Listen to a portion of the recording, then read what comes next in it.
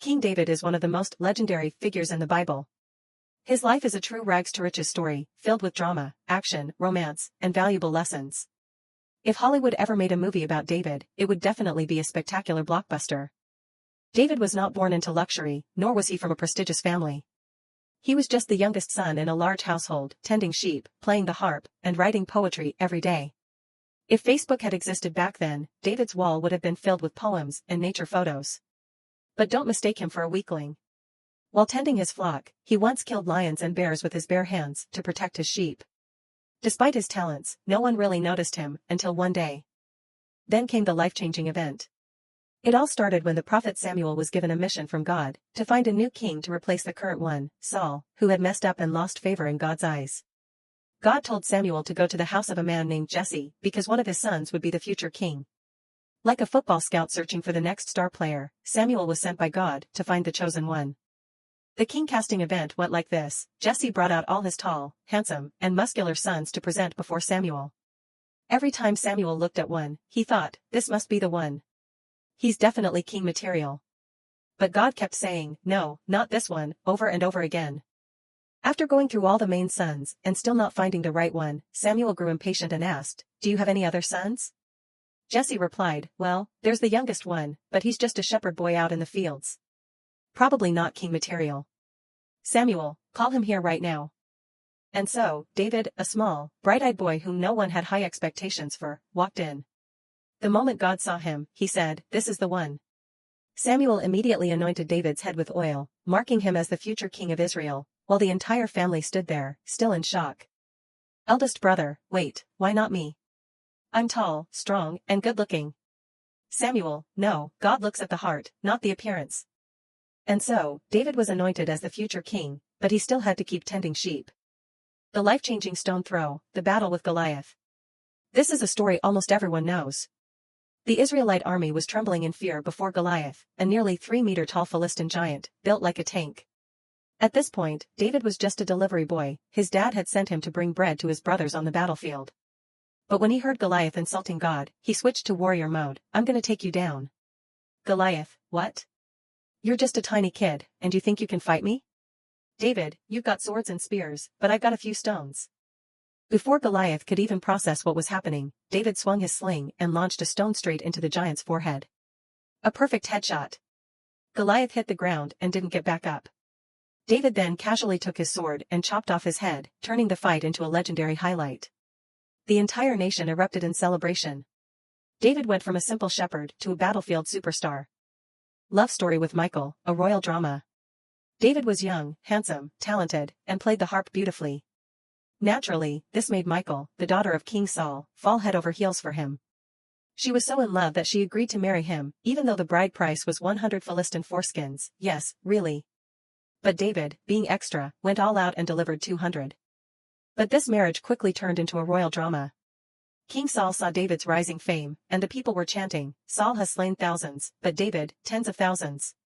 Hearing this, Saul was fuming. What? He's killed more than me? Unacceptable. And just like that, Saul switched to villain mode, determined to hunt David down. David had to flee like an exile, constantly on the run, hiding in caves, moving from place to place, and even pretending to be insane just to survive. But even when he had the chance to kill Saul, David spared his life out of respect for God. In the end, Saul died in battle, and at the age of 30, David became king. However, while David was on the run, Michal was forced to marry another man. Years later, when David became king, he demanded his ex-wife back, regardless of the fact that Michal had a new husband. Her new husband? Cried his eyes out as she was taken away. David? Completely unbothered. But over time, their relationship grew cold. The breaking point came when David danced with joy while bringing the Ark of the Covenant back. Michal mocked him, saying, what kind of king dances around so shamelessly? David, furious, clapped back, I dance for God, not for you. And from that moment on, Michal lived in loneliness for the rest of her life, with no children. A true royal drama ending. King David is often considered the greatest king in Jewish history. After taking the throne, he crushed his enemies, expanded Israel's territory, and turned it into a regional superpower. He established Jerusalem as the capital, brought back the Ark of the Covenant, and ushered in a golden age. On top of that, he wrote countless poems and hymns, which later became the Book of Psalms. Honestly, if there were a title for the most multifaceted king of all time, David would be the undisputed champion. But life isn't always smooth sailing, and even David made some serious mistakes. The story begins on a beautiful afternoon when David was lounging around in his palace instead of leading his army on the battlefield like a proper king. While strolling on his rooftop, he accidentally spotted a stunning woman taking a bath. David's brain immediately short-circuited.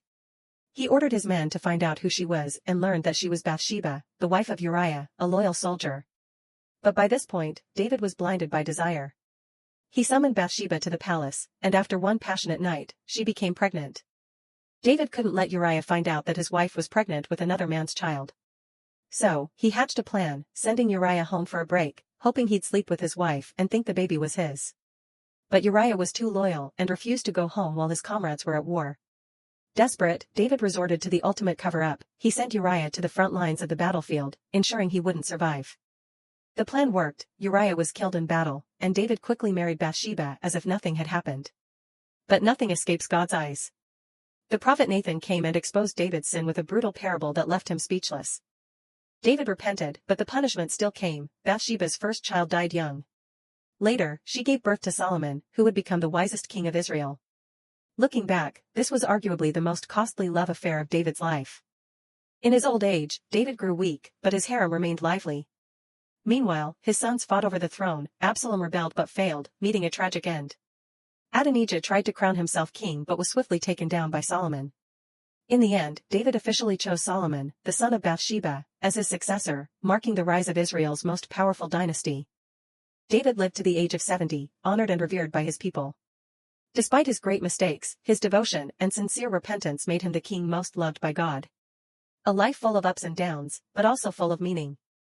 In summary, if David lived today, he'd definitely have millions of followers on Instagram, be a CEO-level strategist in family and politics, and a social media superstar.